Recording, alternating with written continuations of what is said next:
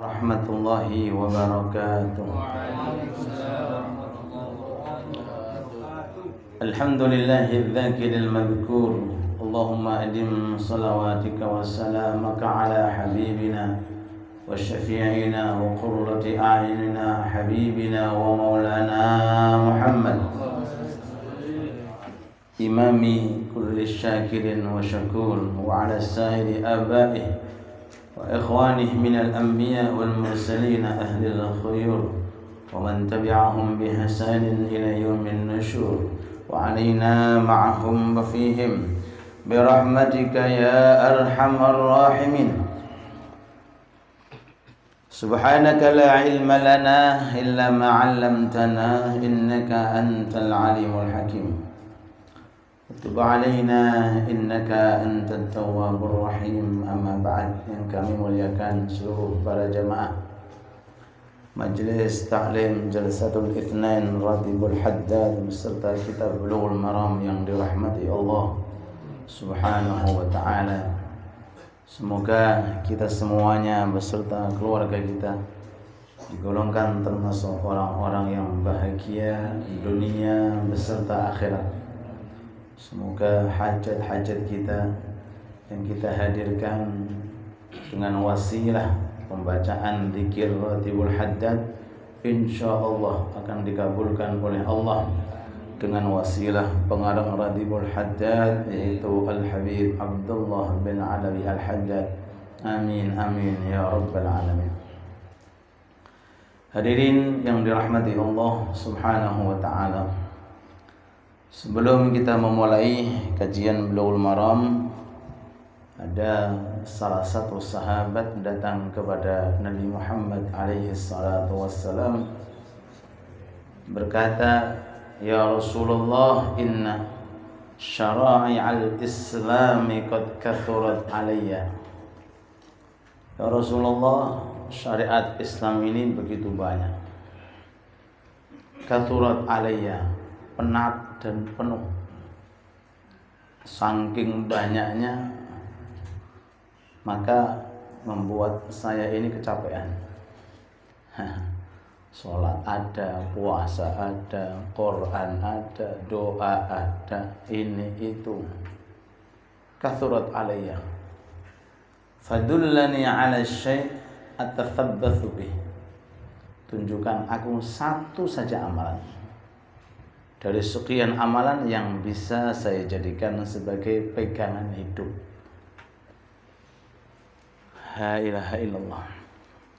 Satu dari sekian amal, tapi yang bisa saya jadikan sebagai keistiqomahan tiap hari sampai meninggal dunia. Satu, bukan dua, bukan tiga, setunggal tok nih. Tapi atathabbatsu bih, saya tidak akan pernah meninggalkannya. Sampai meninggal dunia saya pegang. Apa kata Rasulullah sallallahu alaihi wasallam? La yazal lisanuka ratban min dzikrillah. Usahakan lesanmu selalu basah dengan menyebut nama Allah. Cukup. Di antara teori dari sekian teori untuk membuat kita ini sukses akhiratnya, pegang satu amalan. Lebih-lebih amalan tentang zikir.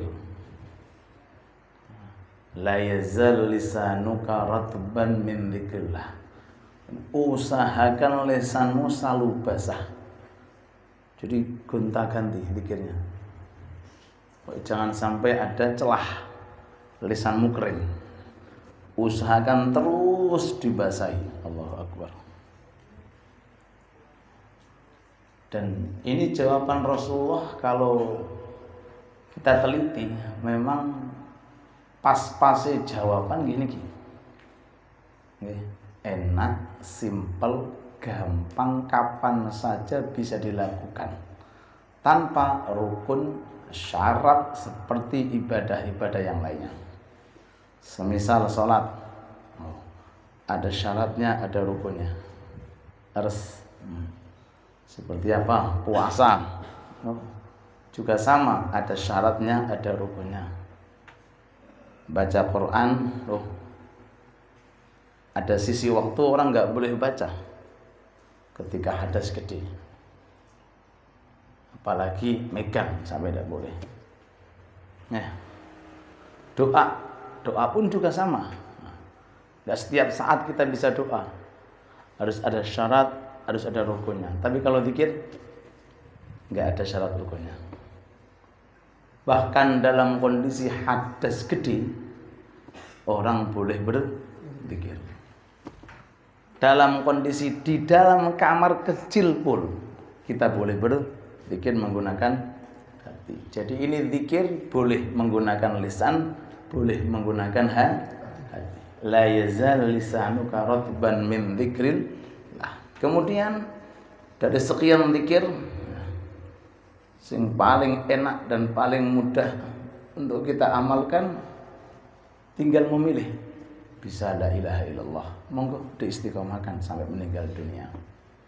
Bisa dipilih juga dari 4 kalimat al-baqiyatus shalihat, subhanallah, alhamdulillah, la ilaha illallah, Allahu. Boleh pilih subhanallah tok, boleh juga hamdalah tok. Bahkan ada jenis zikir hu. Nek subhanallah rontok dawa subhanallah wis huwa. Tapi dibaca hu artinya dia Allah, dia Allah, dia Allah. Ada yang Allah.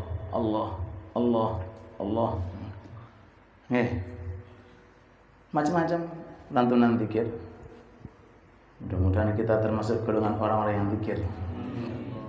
Dengan jawaban Rasul yang paling singkat, paling mudah, kok ternyata lisan kita masih berat. Wallahu a'lam. Jadi ini kaya apa? Wallahu a'lam. Ini paling mudah.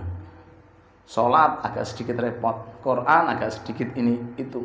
Tapi kalau zikir los.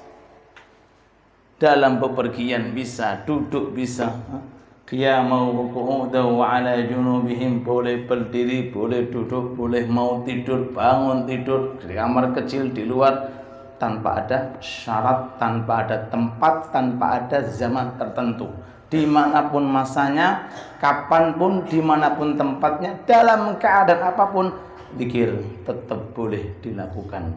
Wadhkurullaha dzikran katsira la'allakum tuflihun.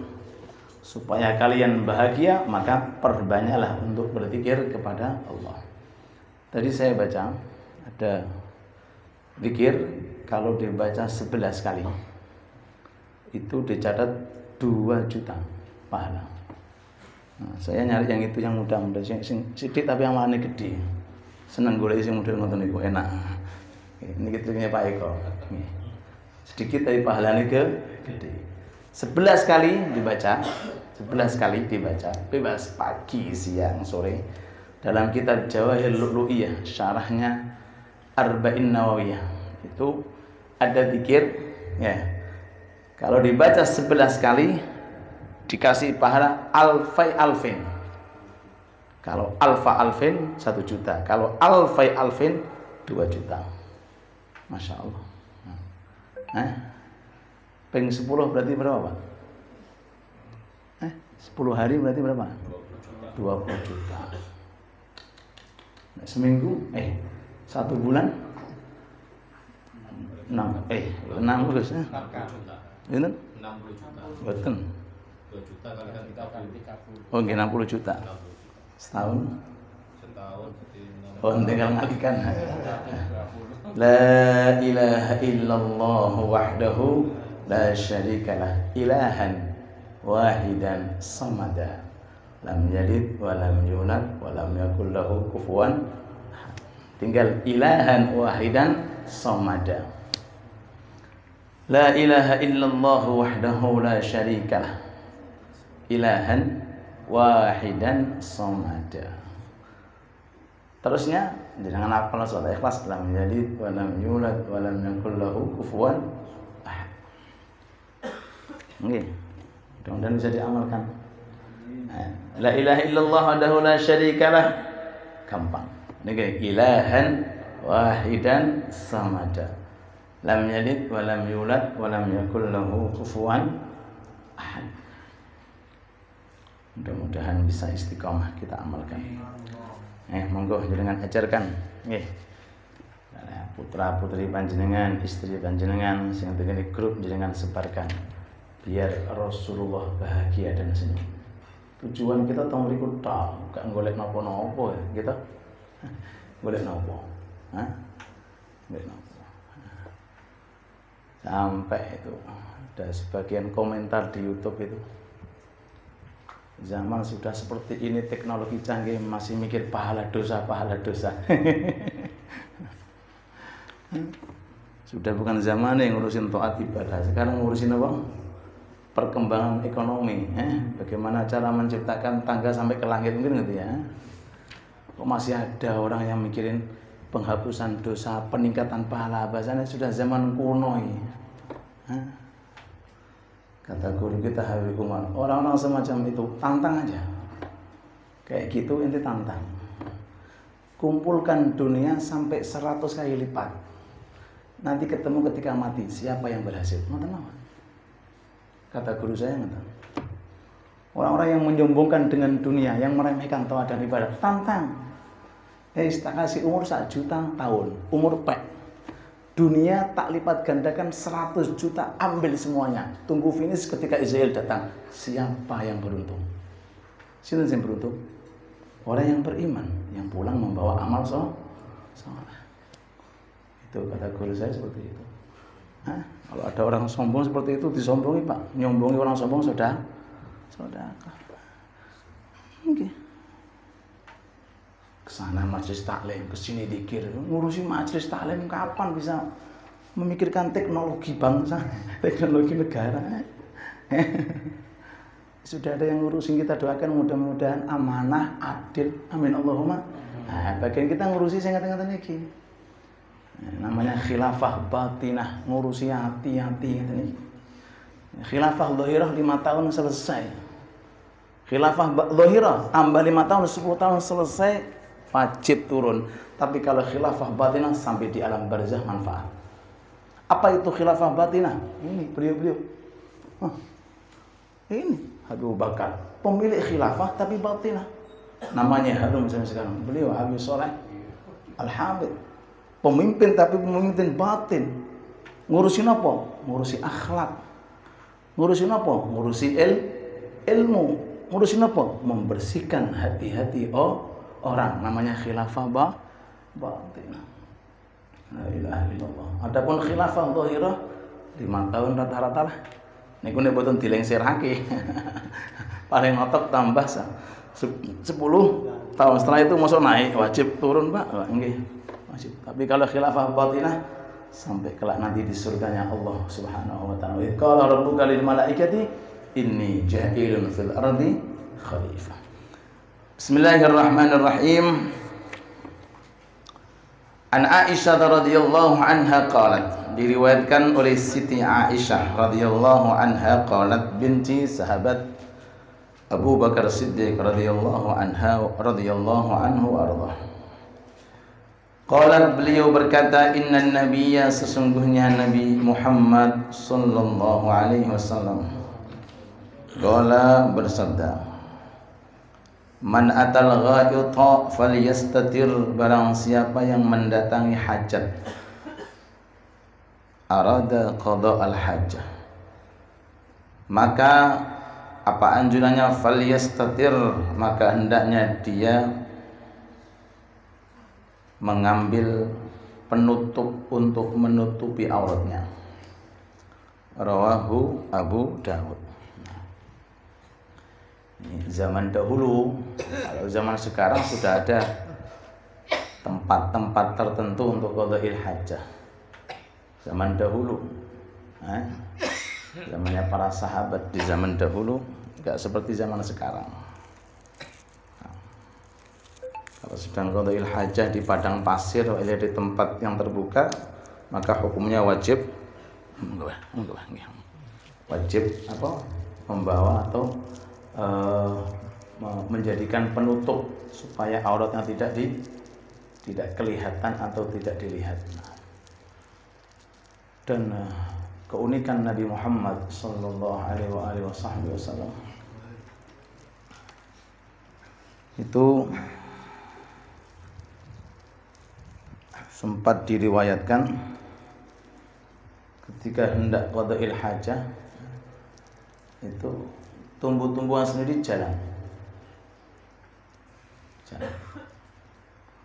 pakai isyarah dengan sendiri berjalan. Jadi saoyote keluar jalan menutupi Nabi Muhammad SAW. Nanti kalau sudah selesai kembali ke tempat semuanya. Allahumma sholli ala Muhammad. Sehingga dijaga selalu Rasulullah. Dan bekasnya itu ditelan oleh bumi, jadi enggak ada.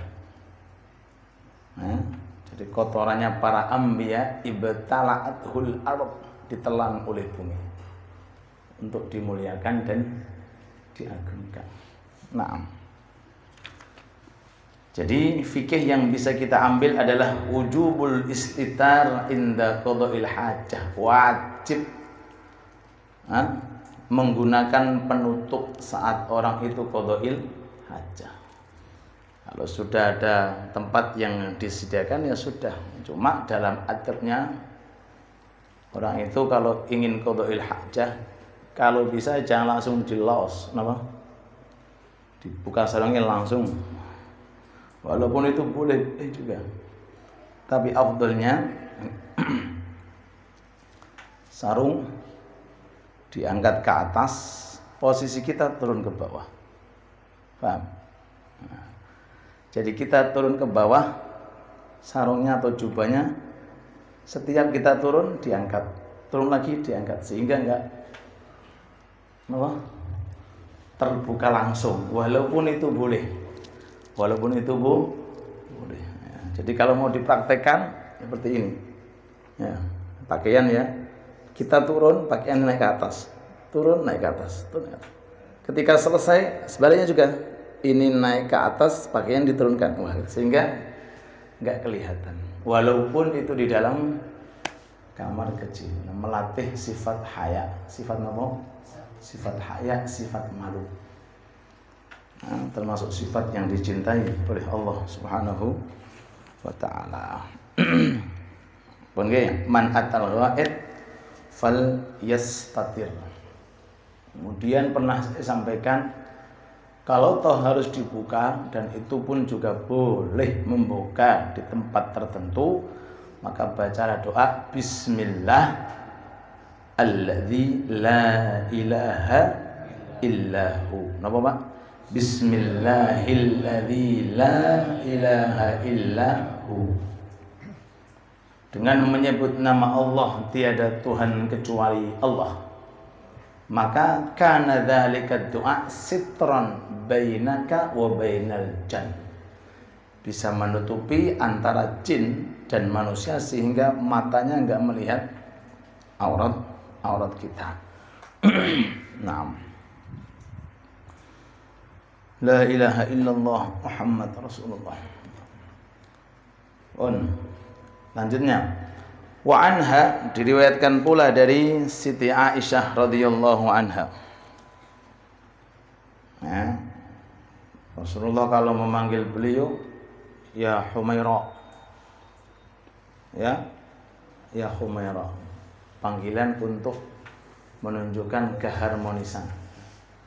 Jenengan kali kalau nek manggil napa? Manggil pakai panggilan sayang atau tergantung, nek lagi mood sayang. Ya Humaira. Ya, dan termasuk dari kalangan sahabat saat itu sing paling pinter di dalam ilmu fikih, ilmu hadis. Khudhu nisfa dinikum min hadhil Humaira. Ambil separuh ilmu agama kalian dari Aisyah. Ya. Dan maaf rata-rata perempuan sing jenenge Aisyah iku pinter-pinter. Rata-rata. Monggo dicoba jenengan gadai apa cucu napa jenengan namikan Aisyah. Diambil dari kata Aisyah selalu hidup otaknya, hidup akalnya. Dan setiap saya dengar fulan Aisyah niku mesti utaknya main. Nggih. Nggih, tapi nggih butuh belajar, mandalkan nomor tak ya. Tapi rata-rata seperti itu. Nah, mungkin karena barokahnya nama Siti Aisyah. Jadi khudhu nisfatinikum min hadhil humairah. Ambil separuh agama kalian dari sahabat dari Siti Aisyah. Makanya orang-orang di luar sana mengatakan nabimu itu bahasane sing geragasan. Mosok nikah caci cilik dinikahi. Urung balik, urung ngerti apa-apa.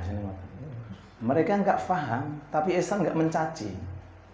Mereka mencaci, Islam betul mencaci. Ditunjukkan sekarang. Hikmahnya Rasulullah menikahi Siti Aisyah umur 7 tahun. Nggih. Maksudnya didatangi umur 9 tahun. Nah, dari masa muda itu ilmu begitu banyak yang diambil dari Nabi Muhammad SAW. Khususnya tentang mandinya Rasul. Ngambil dari Siti Aisyah. Tentang makannya, tentang minumnya, tentang tahajudnya, tentang witirnya. Tentang hal-hal yang ada di dalam rumah tangganya. Dari mana? Dari Siti Aisyah. Dan beliau Rasulullah wafat itu berada di pangkuannya Siti Aisyah. La ilaha illallah Muhammad Rasulullah. Suatu ketika, ini sedikit agak nyantai kali diunjuk. Suatu ketika beliau Siti Aisyah ini memanggil Siti Fatimah itu sebaya, seumur, podo-podo cilik-cilik. Masih kecil-kecil. Nah, dipanggil sini Fatimah. Hei, aku lebih mulia daripada ibumu. Siti Fatimah ibunya apa? Khadijah. Ibumu janda, aku masih perawan.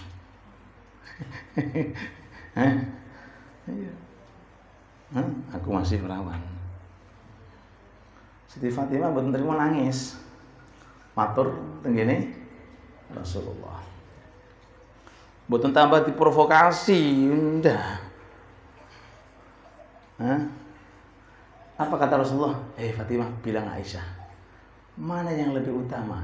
Dapat perjakanya Rasulullah atau perdudanya Rasulullah? Mana yang lebih utama? Dapat perjakanya Rasulullah atau dapat apa? Perdudanya Rasulullah. Wah, mantap jawaban. Datang pada Siti Aisyah.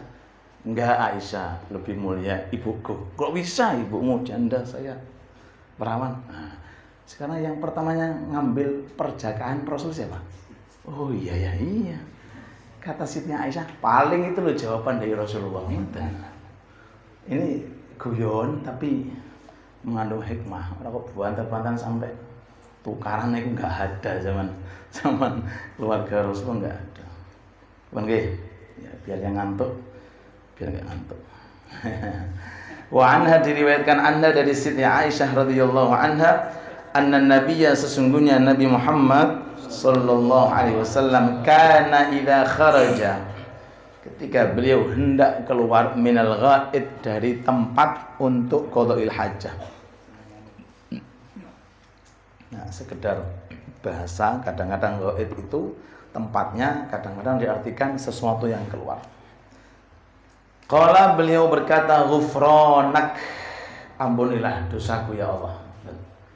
Ketika keluar dari kamar kecil, masuknya pakai kaki kiri, keluarnya pakai kaki kanan sambil doa ghufranak. Nah, di sini riwayatnya cuma sekali ghufranak gitu mawon.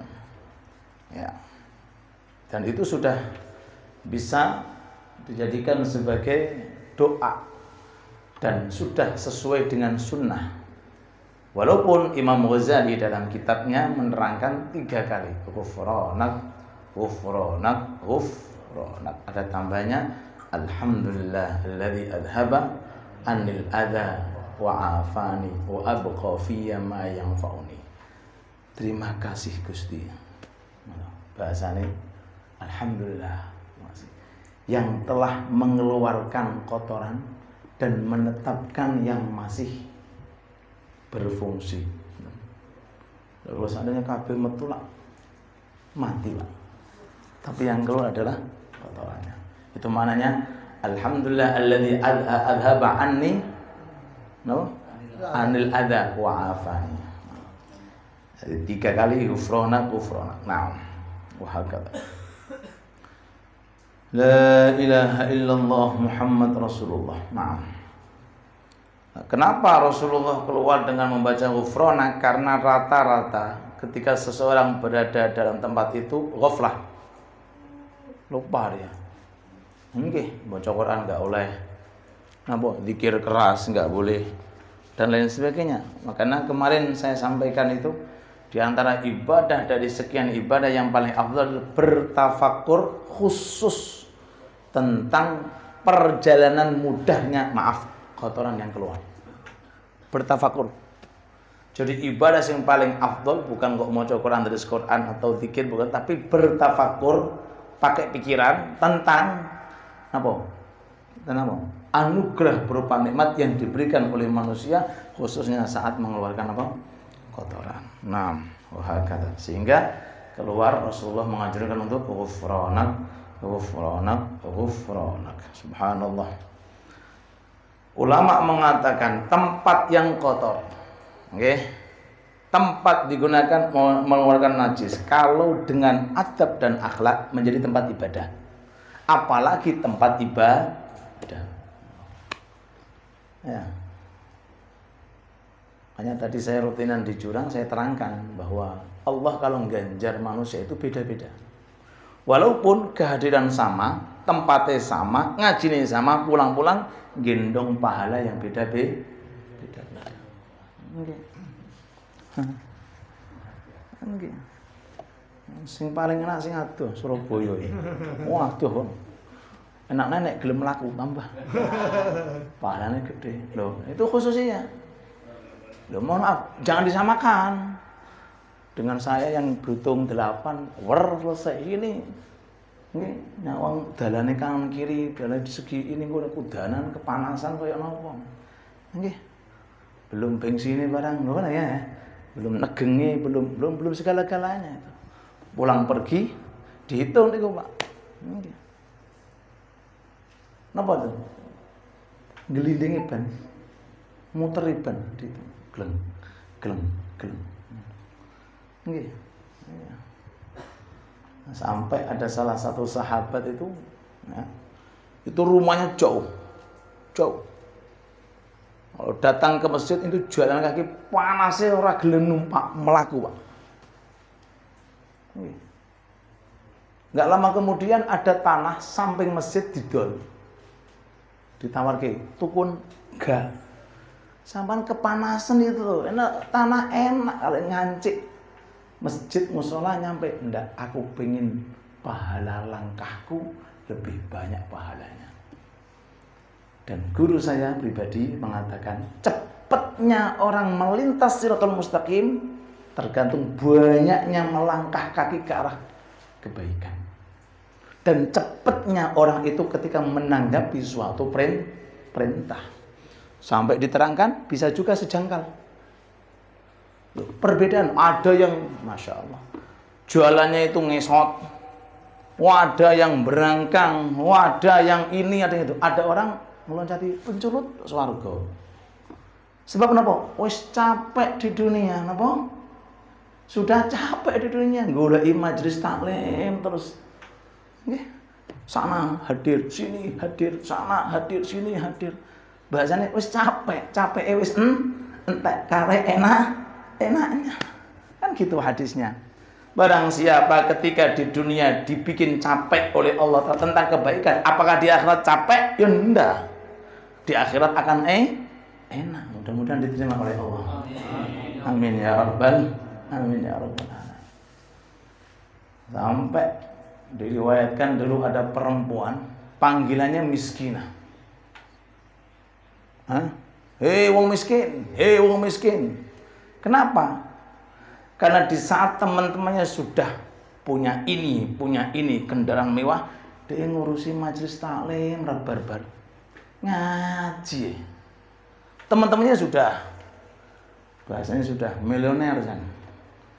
Ini masih pakai sepeda Honda, ada ngojang ngaji. Panggilannya miskinah, orang termiskin, orang terfakir, meninggal dunia. Nah, kemuliaan orang semacam ini di dunia nggak tampak, tapi kalau di akhirat baru tampak. Bahkan sebelum ke akhirat banyak orang-orang yang dimimpikan ketemu dengan orang semacam ini.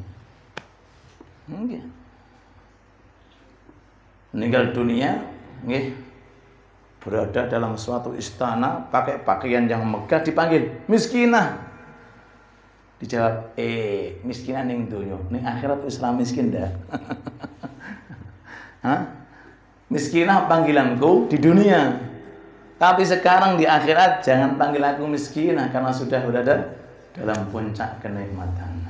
Mudah-mudahan Allah menerima langkah-langkah panjenengan, insya Allah diterima oleh Allah, mendapatkan pahala ganjaran, dan minimal insya Allah kita berharap mendapatkan syafaat sahib Ratibul Haddad Al-Habib Abdullah bin Al-Haddad. Beliau sangat senang, dan semua ulama semacam itu di alam barzah, mereka nggak pengen kita kirimi uang, wailah kita berikan ini, mereka pengen kitabnya kita gunakan dan kita gaji.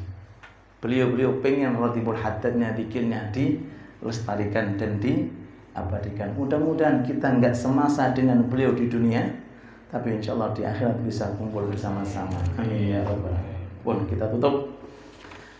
Oke, masih ada waktu. Ani bin Mas'udin, dari sahabat Abdullah bin Mas'ud. Nah, masih ada 5 menit. Dari sahabat Abdullah bin Mas'ud radhiyallahu anhu, ini sahabat dikenal dengan khadim Rasulullah. Pekerjaannya bawa sandal Rasulullah. Khadim, pembantu ini kan bukan patek mulia, tapi ini dinisbatkan khadimun Nabi, jadi mulia. Abad, kawula, hamba, ini bukan mulia, tapi kalau dinisbatkan Abdullah, hambanya Allah, jadi mulia. Sama, tergantung dinisbatkan kemana. Abad ini wis hina, disandarkan abdud dunya, ya tambah hina. Ada lagi abdus syahwah, budak syahwat, tambah nemen. Abdun nafsi, budak nafsu, tambah nemen. Wis abad itu sudah maknanya kurang bagus, dinisbatkan kepada hal yang kurang bagus, tambah nemen. Tapi kalau dinisbatkan kepada yang mulia, Abdullah, masya Allah. Ini juga ini khadimun Nabi, pembantu Nabi. Kemana-mana itu kalau Rasulullah tindakan bepergian, masuk ke masjid atau ke mushola, sandalnya dibawa, diletakkan di sini, dibawa terus. Jadi Allah Akbar, tangannya nempel sandal yang dibawa Rasulullah ke Isra Mi'raj Sidratul Muntaha. Tangannya tok ini Pak, lebih mulia daripada kita semuanya. Tangannya Abdul Mas'ud. Kenapa? Karena digunakan untuk nempelin sandalnya Nabi Muhammad. Dan sandalnya Rasulullah ini, maaf, lebih mulia daripada kewalian wali.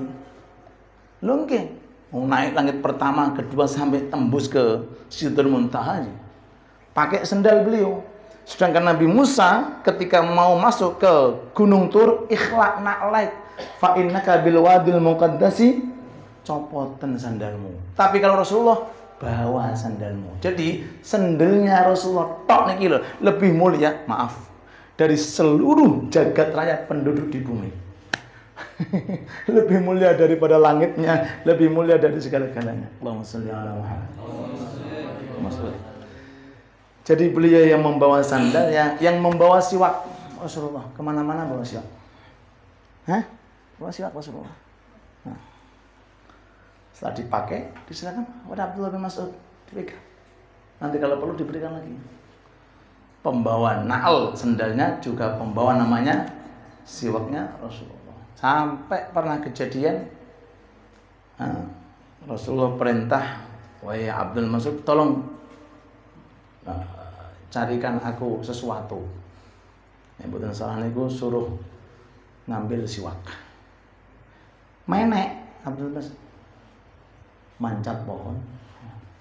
Kan beliau ini kan kecil mungil. Nah, kecil mungil. Cilik, tiangnya cilik. Ketika sampai di atas ada angin menghembus. Wush. Ketok si kiri cilik. Sahabat di bawahnya tertawa. Tertawa karena melihat bukan istihza, bukan menghina. Hasya wa kalla. Enggak ada cerita sahabat menghina itu enggak pantas jadi sahabat Nabi.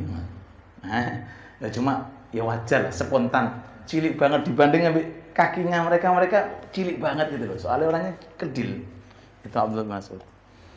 Rasulullah keluar, lihat sahabat-sahabat senyum tertawa. Ada apa? Lima tadhakun. Kenapa tertawa? Kakinya Ibnu Mas'ud kecil ya Rasulullah. Apa kata Rasulullah? Demi Allah di akhirat kakinya kalau ditimbang lebih gede berat daripada gunung Uhud. Itu kakinya toh urung salate. Urung ilmune. Iya, lah wong kaki digunakan untuk khidmat Rasulullah. Kita pun juga jenengan nggih khidmat agama Rasulullah. Nah, nek saumpami Rasulullah hadir, senyum orang lihat panjenengan. Seneng Rasulullah. Ini zikir, ini ngaji, ini sholawatan. Rasulullah senang Rasulullah. Sebagaimana bahagianya Rasulullah dengan para sahabat. Allahumma sholli ala Muhammad. Qala beliau berkata, maaf. Hadis itu panjang. Cekap ya, pun setengah jam. Mudah-mudahan sedikit bisa bermanfaat. Fid-dini wad-dunya wal akhirah. Ala hadhihi niyyah wa mana wa salafuna as-salih wa ila hadratin Nabi Muhammad. Al-Fatihah.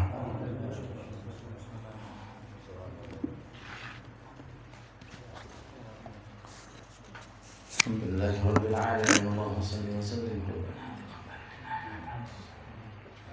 ربنا انفعنا بما علمتنا ربي علمنا الذي ينفعنا فقنا وفقنا في ديننا مع القدر والزهد ربي وفقنا ووفقهم لما ترتضي قولا وفعلا كرما وارزق كل حلالا دائما وقنا اسمياء علما نرضى بالخير ونفى كل شر ربنا واصلح لنا كل الشؤون واحفظنا بالرضا منك العيون واقض عنا ربنا كل الديون قبل ان تاتينا رسل المنون وفرز الدهر ومن سدر صلاه الله تغشى المصطفى من ينقل العين والوفاء بدم فيه الناس شفاء وعلى اله الشرفاء وعلى صحب المصالح القرى اللهم اهدنا بالهدى واجعلنا ممن يسارع في رضاك ونجوبنا وليا سواك ولا تجعلنا ممن خالف امرك وعصاك وصلى الله على سيدنا محمد وعلى اله وصحبه وسلم يا ربنا اعترفنا باننا اقترفنا واننا اسرفنا على لظى اشرفنا فتب علينا توبه تغسل لكل حوبه واستر لنا العورات وامن الروعات واغفر لوالدينا ربي ومولودينا والاهل والاخوان وسائر الخلان وكل ذي محبه او جيره او صحبه والمسلمين اجمع امين يا ربي اسمع فضلا وجودا منا لا باكتساب منا بالمصطفى الرسول نرضى بكل سؤل بالمصطفى الرسول نرضى بكل سؤل بالمصطفى الرسول نرضى بكل سؤل صلى وسلم ربي عليه عد الحمد وآله وصحبه عند الرش الصحب والحمد لله البدء والجلال مولاي الصالح